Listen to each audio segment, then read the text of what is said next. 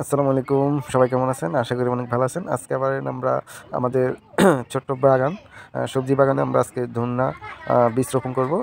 কিভাবে আমরা রোপণ করব বা কি পদ্ধতিতে রোপণ করব আপনাদের সাথে সবকিছু আগে শেয়ার করব। এগুলো হচ্ছে ধন্যার বীজ, হাইব্রিড ধন্যা। এগুলো আপনারা কিছু সময় ভিজিয়ে রাখবেন।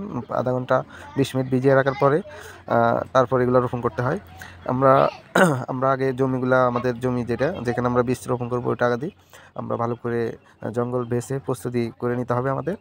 এখানে আমি এর আগে একবার ধনিয়া পাতা রোপণ করছিলাম, এগুলা মোটামুটি শেষ। এখন নতুন করে আবার ধনিয়া পাতা আমরা এখানে রোপণ করব।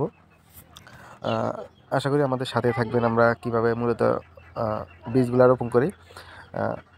এটা মোটামুটি আপনাদের অল্প একটু জমি আছে, আপনারা চাইলে এভাবে বিভিন্ন ধন্যপাতা, বিভিন্ন শাকসবজি আপনারা করে নিতে পারেন। আমাদের এখানে ইস পরিমাণ জমি আছে। আমরা আস্তে আস্তে সব কিছু করবো, আপনাদের সাথে শেয়ার করব যে মূলত আমরা কীভাবে কাজগুলো করে থাকি। আপনারা অবশ্যই আমাদের সাথে থাকবেন। মোটামুটি আমাদের জমিগুলা প্রস্তুত করা শেষ। আমাদের জায়গাটা আমরা এখন এখানে কিছু হাইড করে নিব ধনিয়া পাতাগুলো আপনার ফালানোর জন্য। আমরা আসলে হাইব্রিড ধনিয়াটা আপনার যদি হাইড করে আপনারা ধনিয়া পাতাগুলো আপনারা রোপণ করেন, তাহলে দেখা যাচ্ছে ধনিয়া পাতা আপনার সুন্দর হবে এবং কি অনেক সুন্দরভাবে উঠে। আমরা এই জন্যই করে আমরা হাইব্রিড ধনিয়াগুলো প্রস্তুত করে থাকি। আর দেশি যে ধনিয়াগুলো আছে ওগুলো আপনি যদি আপনারা মাটির সাথে মানে ছিটাইয়া দেন তাহলে চলবে।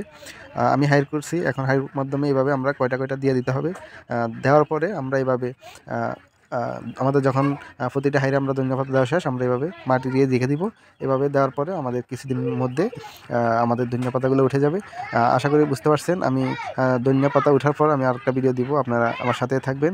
আর সবসময় আমরা কীভাবে যারা ছোটোখাটোভাবে করতে চান তারা অবশ্যই ফলো করবেন, তারা আমাদেরকে উৎসাহ দিবেন এবং কি আমরা যেন নতুন নতুন সুন্দর ভিডিও আপনাদেরকে দিতে পারি। বিভিন্ন সবজির ফসল নিয়ে যে ভিডিওগুলো আছে ওগুলো যেন দিতে পারি। আশা করি সবাই ভালো থাকবেন। আসসালামু আলাইকুম।